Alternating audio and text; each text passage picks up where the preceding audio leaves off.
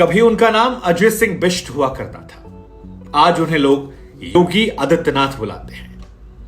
कभी उन्हें गोरखपुर मठ का महंत कहा जाता था, आज उनकी छवि दुनिया भर में बाबा बुलडोजर के तौर पर है। यह कहानी है योगी आदित्यनाथ की, वो योगी आदित्यनाथ जिनका जन्मदिन है। और इस जन्मदिन विशेष पर हमें लगा कि उस शख्स के बारे में आपको किस्सा कहानी सुनाते हैं जिसे आप या तो बहुत पसंद करते होंगे या नापसंद करते होंगे, लेकिन सियासत से अगर आप जुड़े हैं तो इस शख्सियत को आप इग्नोर नहीं कर सकते।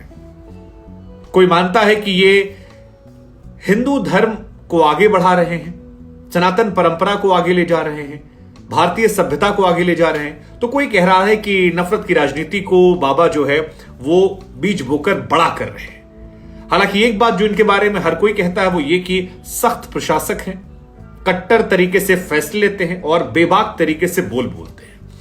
लेकिन सियासत पे इनके बारे में लोग ज्यादा जानते हैं, इनके सफर को लोगों ने देखा है, इनके राजनीतिक जो ये सफर रहा है इसको लोगों ने जाना समझा है। लेकिन हम आपको जो कहानी सुनाने वाले हैं वो है अजय सिंह बिष्ट के योगी आदित्यनाथ बनने की, क्योंकि उस सफर के बारे में कम लोग जानते हैं। कहां से आए, कहां पढ़े, कैसे घर वालों ने रिएक्शन दिया होगा जब घर से निकले होंगे, और फिर कैसे योगी आदित्यनाथ बन। तो इस कहानी को अगर आपको समझना है तो इतिहास के पन्नों में थोड़ा पीछे जाकर देखना पड़ेगा और तारीख आपको देखनी पड़ेगी 5 जून साल 1972।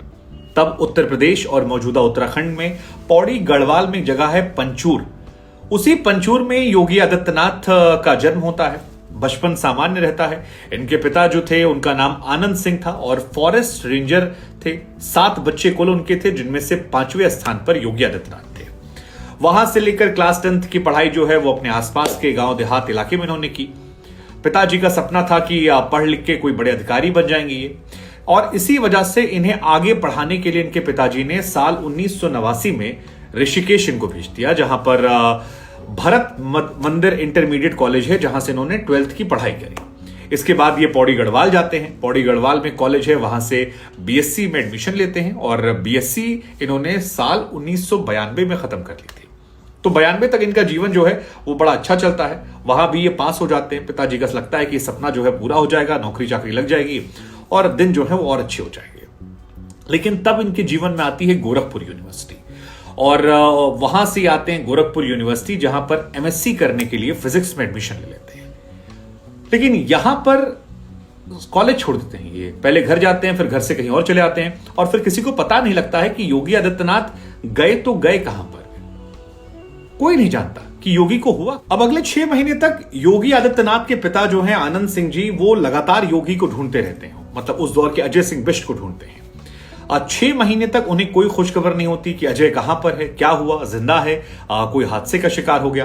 तमाम जगह पर वो जाते हैं जहां जहां उनके होने की आशंका थी, उनके दोस्तों से मुलाकात करते हैं, पूछते हैं, लेकिन किसी को भी इस बारे में कोई भी जानकारी नहीं हाथ लगती है और वो निराश हो जाते हैं।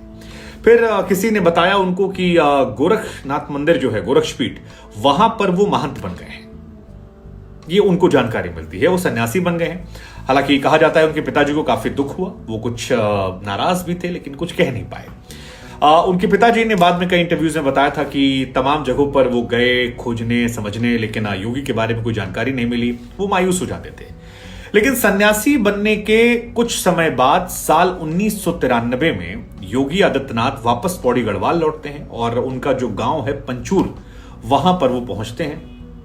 और पहले योगी आदित्यनाथ जो है वो जीन्स पैंट पहनते थे, नॉर्मल लड़कों की तरह टी शर्ट पहनते थे, लेकिन इस बार कहानी अलग हो चुकी थी। इस बार जब वो घर पहुंचे तो उनकी माता जी उनको देखकर हैरान थी, क्योंकि सामने एक सन्यासी की तरह एक लड़का खड़ा था जिसने केवल गेरुआ वस्त्र पहन रखा था, जो आज भी योगी आदित्यनाथ का कपड़ा है, और सिर को घुटा लिया था, दोनों कानों में बड़े बड़े कुंडल रखे थे, हाथ में खप्पर लेकर पहुंचा और कहा भिक्षा दे दीजिए। और एक सामान्य माता की तरह इनकी माताजी भी हैरान थी। इनकी माताजी का नाम सावित्री देवी है और वो हैरान थी कि उनका लड़का जो नॉर्मल लड़कों की तरह था, उसने अपना क्या हाल बना रखा है, कैसे ये कानों में बड़े बड़े कुंडल हैं, उसके हाथों में खप्पर है। और जब परिवार के लोगों ने समझने की कोशिश की तो लगा यार ये तो हमारा लड़का है, योगी आदित्यनाथ। माताजी कहती हैं कि एक बार में वो अपने औलाद को देखकर पहचान नहीं पाई कि ये उनका अजय सिंह बिष्ट है। इसके बाद इनकी एक कहानी जो है एक किताब में प्रकाशित हुई थी, उसके मुताबिक बताया गया था कि इन्होंने घर पर पहुंचकर जब दरवाजा खटखटाया तो आवाज लगाई। इनकी माता जी आई, उन्होंने देखा, खामोश थी क्योंकि चेहरा, हुलिया, रूप, रंग, वेशभूषा सब कुछ बदल चुका था। इन्होंने अपने सन्यासी के भेष में योगी आदित्यनाथ ने कहा कि मां भिक्षा दे दीजिए। इनकी मां का कहना है कि जब योगी सन्यासी बने तो बहुत दुख हुआ, ऐसा लगा था मानो कलेजा जो है वो फट जाएगा। योगी को देखकर वो सहम गई थी क्योंकि युवा लड़का कम उम्र में कैसे सन्यासी बना खड़ा है और किसी भी मां को ये पसंद नहीं होगा। इसके बाद इनकी मां ने कई सारे इंटरव्यूज में जब लोगों ने उनसे पूछा तो बताया कि उन्होंने योगी से पूछा, जो अजय सिंह बिष्ट थे, कि बेटा तुमने अपना ये क्या हाल बना रखा है, हमारे घर में ऐसी क्या कमी थी जो तुमने अपना ये हुलिया बना लिया और तुम अब संसार में भीख मांगने निकल पड़े हो, क्या मजबूरी ऐसी। कहते हैं कि योगी आदित्यनाथ ने तब अपनी मां से कहा कि मां, सन्यास जो है वो मेरा धर्म है और इस धर्म को मुझे निभाना है।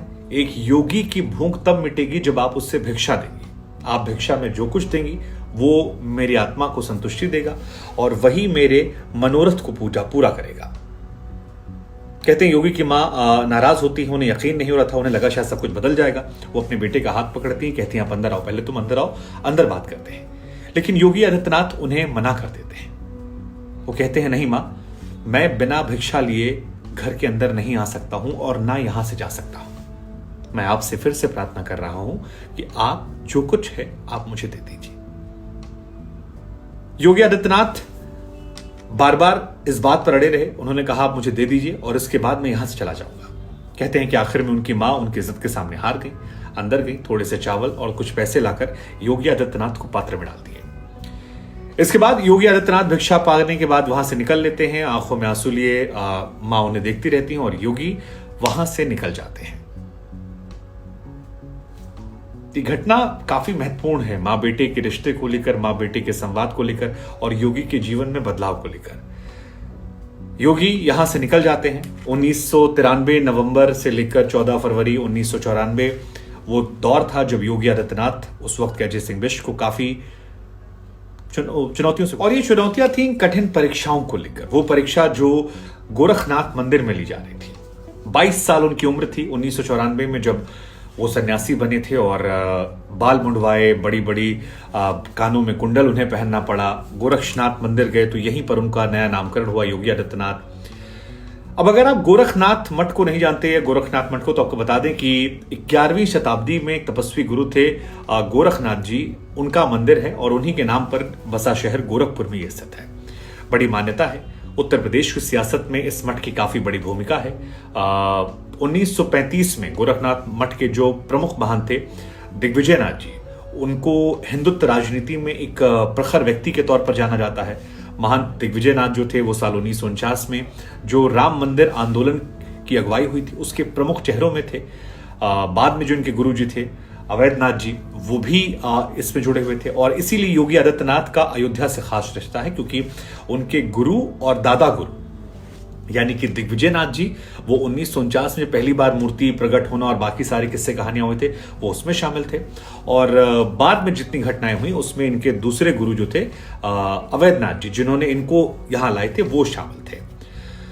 और गोरखनाथ मंदिर के जो प्रमुख थे उन्होंने 1991 तक हिंदू महासभा में शामिल थे। बाद में 91 और 96 में बीजेपी से टिकट मिला और वहां से उन्होंने चुनाव लड़ा था। फिर तारीख आई 15 फरवरी साल 1994 जब गोरक्षपीठेश्वर के महंत जो थे अवैधनाथ जी, उन्होंने योगी आदित्यनाथ को यहां पर उत्तराधिकारी बना दिया। और ये तारीख काफी अहमियत रखती है क्योंकि यहां से एक नया उदय हो रहा था इस मंदिर को लेकर और उसके बाद उसका क्या इंपैक्ट हुआ वो आज के दौर में आप लोग देख सकते हैं।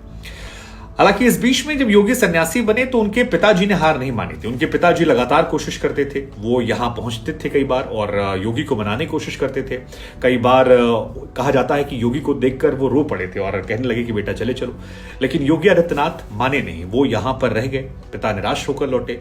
उन्हें लगा कि शायद अगली बार आ जाएंगे, फिर वो लौटे, फिर वो मनाते थे, लेकिन वो योगी आते नहीं थे। और इसी वजह से एक बार उन्होंने सोचा कि क्यों ना इनकी मां को लेकर चले। सावित्री देवी जी आती हैं मंदिर में, योगी आदित्यनाथ को देखकर वो रो पड़ती हैं। कहा जाता है कि अवैधनाथ जी जो थे, एक बार ऐसा हुआ कि योगी के पास वो पहुंचे और वो रोने लगी और वो थे तो जब योगी को नहीं मना पाए तो अवैधनाथ जी के पास हो गई और कहा कि महाराज जी, आप तो संसार को देखते हैं, मेरा बेटा मुझे लौटा दीजिए।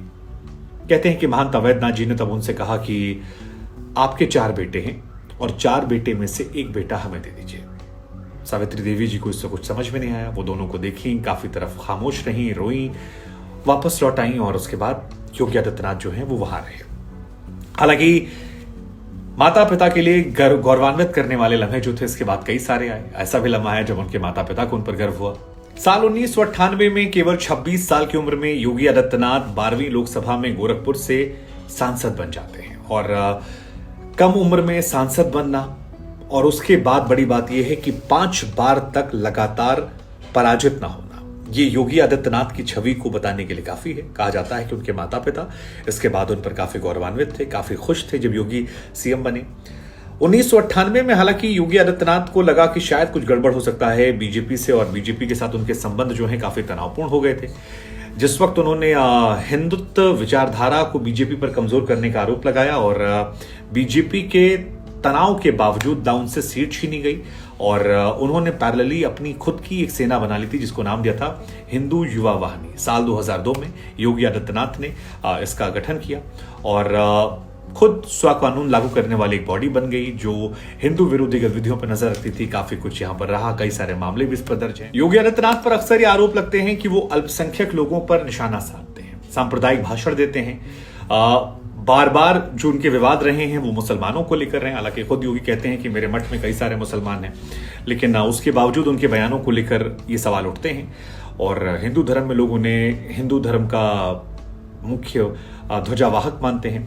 लेकिन इसके बावजूद योगी आदित्यनाथ और हिंदू युवा वाहिनी जो है वो लगातार उसकी ताकत बढ़ती रही और धीरे धीरे मठ का प्रभाव जो है वो गोरखपुर से आगे बढ़कर प्रदेश के अलग अलग इलाकों में बढ़ने लगा और बीजेपी से इतर भी उन्होंने अपनी एक शक्ति को बना लिया था। शायद यही वजह थी कि 2017 में जब बीजेपी ने भारी भरकम वोट से जीता यूपी को, तो फिर कई और नामों के बीच में योगी आदित्यनाथ को चेहरा बना दिया, क्योंकि ये माना गया कि एक ऐसा शख्स चाहिए जो पावरफुल हो।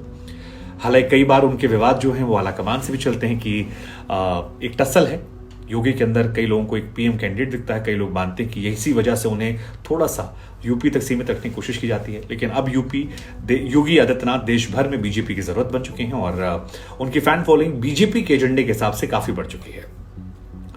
कई विवादास्पद फैसले भी इन्होंने लिए, जैसे बूचड़ खानों को लेकर था, एंटी रोमियो स्क्वाड था, कई और भी फैसले जो है इन्होंने लिए। लेकिन चाहे अतीक अहमद के एनकाउंटर वाली घटना उसमें फैसला हो, माफियाओं को मिट्टी मिला देंगे, या और भी कई घटनाएं। अतीक ने असद का एनकाउंटर होता, अतीक को तो गोली मार दी गई थी। योगी हमेशा अपने फैसलों को लेकर चर्चा में रहे। 2019 का चुनाव भी योगी की अगुवाई में लड़ा गया था यूपी में, जब सपा बसपा साथ में आए थे। उस चुनाव में योगी ने बम्पर जीत दिलवाई। प्रधानमंत्री मोदी का भी करिश्मा था, योगी का भी करिश्मा था, जिसने उन्हें मजबूत किया। लेकिन 2022 में जब चुनाव हुआ तो अखिलेश यादव का नेतृत्व और यूपी में सरकार रिपीट ना होने का जो एक टैग लगता था, दोहरी चुनौती थी। लेकिन इन दोहरी चुनौतियों से योगी आदित्यनाथ ने मजबूती से लड़ाई लड़ी और अपने स्टाइल में लड़ी। और ध्रुवीकरण के आरोप इन पर हालांकि लगे थे, क्योंकि 80-20 चुनाव इन्होंने करने की बड़ी कोशिश की थी। वो एक बड़ा वायरल हुआ था, 80-20 मुसलमानों को निशाना बनाया, हिंदुओं का वोट एकत्रित किया। साथ ही आपको याद होगा वो अब्बा जान वाला जो बयान था वो इन्होंने लिया। लेकिन उसके बाद जनता का समर्थन मिला और भारी भरकम वोटों से योगी आदित्यनाथ चुनाव जीत जाते हैं। सेकेंड टाइम वो चीफ मिनिस्टर बने। इसके बाद अभी निकाय चुनाव भी हुए थे।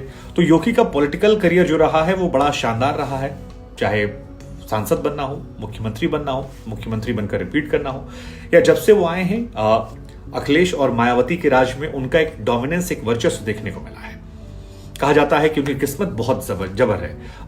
वो जिस चीज को छूते हैं वो उनकी किस्मत उनके पक्ष में आती है। कॉलेज से निकल कर आए, गोरखनाथ मंदिर के महंत बन गए, वहां से निकले सांसद बन गए, सांसद से निकले मुख्यमंत्री बन गए। अब कई लोग प्रधानमंत्री बनने की बात भी करते हैं। क्या होगा नहीं होगा, लेकिन हमारी तरफ से उनको जनधन